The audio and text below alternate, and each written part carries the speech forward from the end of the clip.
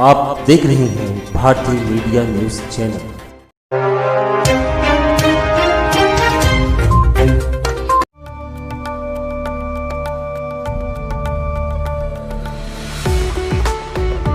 महाराष्ट्र राज्य में बसा हुआ ये मालेगांव शहर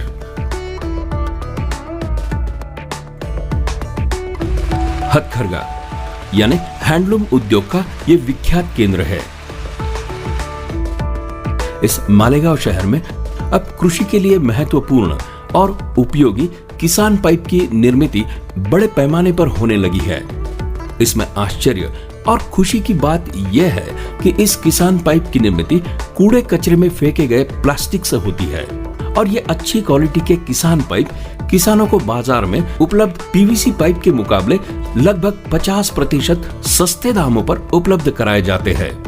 भारत के माननीय पंतप्रधान श्री नरेंद्र मोदी जी के स्वच्छ भारत मिशन को और पुष्ट करने वाली ये छोटी कोशिश की जा रही है इस मालेगांव शहर में। हम जो कचरा फेंकते हैं उसमें प्लास्टिक का एक बड़ा हिस्सा होता है। प्लास्टिक नॉन बायोडिग्रेडेबल होता है। इसके एक छोटे से पॉलीथीन को भी पूरी तरह से छोटे पार्टिकल्स में तब्दील होने में हजारों सालों का समय लगता है। पर अब मालेगांव के प्लास्टिक रिसाइकलिंग प्रोसेस यूनिट्स ने इसका बहुत ही अच्छा और सटीक हल निकाला है। ये हम सब गर्व के साथ कह सकते हैं। सिर्फ महाराष्ट्र के जिलों से ही नहीं बल्कि गुजरात, मध्य प्रदेश और बेंगलोर से भी बड़ी मात्रा में कूड़े कचरे में फेंके गए प्लास्टिक को अलग करके मालेगांव में इन प्लास्टिक रिसाइकलिंग प्रोसेस यूनिट्स पर इकट्ठा किया जाता है। फिर इसमें प्लास्टिक का वर्गीकरण किया जाता है, उसे साफ किया जाता है। हीटिंग प्रोसेस द्वारा प्लास्टिक को पिघलाया जाता है। प्लास्टिक पिघलने के बाद उसके दाने और गिट्टी बनाई जाती है और फिर इसी गिट्टी और दाने द्वारा खेती के प्रयोग में उपयोगी ऐसे अलग अलग साइज के जिसमें आधे इंच से 8 इंच तक किसान पाइप का निर्माण किया जाता है। इसी के साथ मालेगांव के इन प्लास्टिक रिसाइकलिंग प्रोसेस यूनिट्स ने 80,000 से भी ज्यादा मजदूरों को रोजगार भी उपलब्ध कराया है। मेक इन इंडिया इस घोष वाक्य को सही तरीके से इन 200 से भी ज्यादा घरेलू तथा छोटे उद्योगों द्वारा चलाए जाने वाले प्लास्टिक रिसाइकलिंग प्रोसेस यूनिट्स ने आचरण में लाया है, ऐसा हम कह सकते हैं, क्योंकि इस यूनिट में इस्तेमाल होने वाली मशीनरी भी यहाँ के कारीगरों ने खुद डिजाइन की है। आज ISI पाइप को भी 18% GST है और हमारे इस किसान पाइप जो कचरे से हम निर्मित कर रहे हैं इसको भी 18% GST है, जो कि हमारे इस उद्योग के लिए सबसे बड़ी मार है। तो शासन से हमारी आज यही अपील है कि इस उद्योग के लिए टैक्सेशन के रूप में बोलो और इलेक्ट्रिसिटी है, ट्रांसपोर्टेशन है, तो इस तरह के अगर सुविधाएं अगर शासन की ओर से हमको मिलती है तो हमारा यह उद्योग पर्यावरण पूरक और खेती उपयोग जो उद्योग है इसे आगे फल फूलने के लिए शासन की ओर से बहुत बड़ा सहयोग मिल सकता है। तो आइए प्लास्टिक के सही उपयोग और उसके रिसाइकलिंग का महत्व जान लें और पंतप्रधान नरेंद्र मोदी जी के स्वच्छ भारत तथा पर्यावरण रक्षण और संवर्धन के सपने को पूरा करने के लिए हमारी सहायता करें।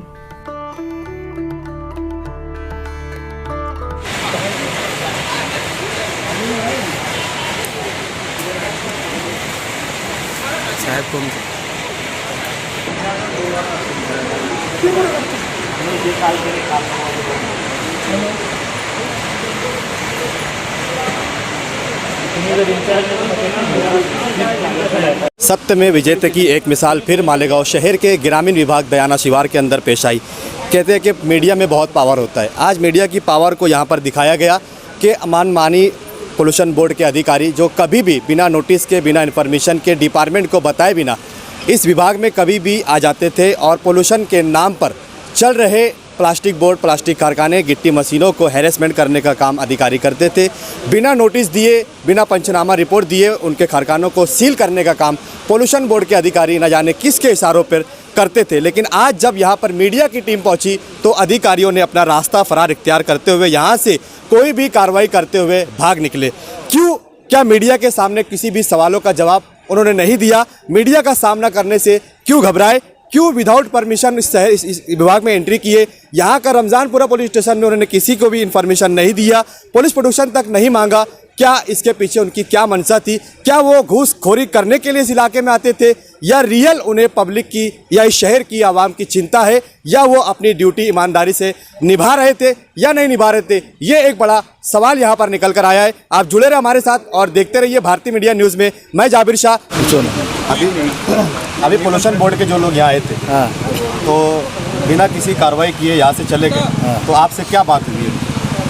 उनको अभी मजदूरों ने जो कन्वेंस किया उसके वजह से उन्होंने बोला कि भैया अभी तुम्हारे रोजी रोटी का सवाल है, इसलिए जो हमारे वरिष्ठ अधिकारी है उनके साथ आपके जो वरिष्ठ पदाधिकारी है, आपके पदाधिकारी, मजदूरों के नेता, ये सब मिलकर बोले एक मीटिंग लो, वो मीटिंग के अंदर जो भी निर्णय होगा वो निर्णय के तहत हम आगे की कार्रवाई करेंगे, ऐसा बोलकर वो यहाँ से निकल गए। लेकिन अभी तक इससे पहले वो जब भी आए, कि जब उनको रोजगार नहीं दिखा क्या लोगों का, आज ही क्यों रोजगार करने के लिए उन्होंने बात करी है, और वो बोले हमारे बड़े अधिकारियों से आप बात करो और उसके बाद में हम आगे आएंगे।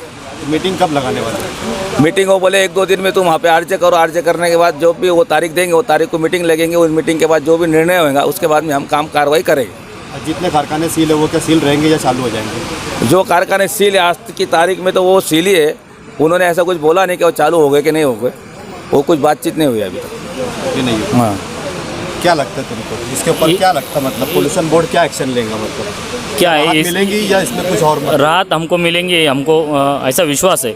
इसके पहले जब भी वो आते थे, जब हमारे मालक लोगों को वो क्या कुछ तो भी बहाना करके या कानून का कुछ कागज़ तो बताते नहीं थे, मगर कानून का धाक बता के सील करके नया पेपर ये लाओ वो लाओ करके, अभी तक तुमको आश्चर्य होगा हमारे सब सेठ लोगों ने ट्रक भर के कागज़ उनको पहुँचाए।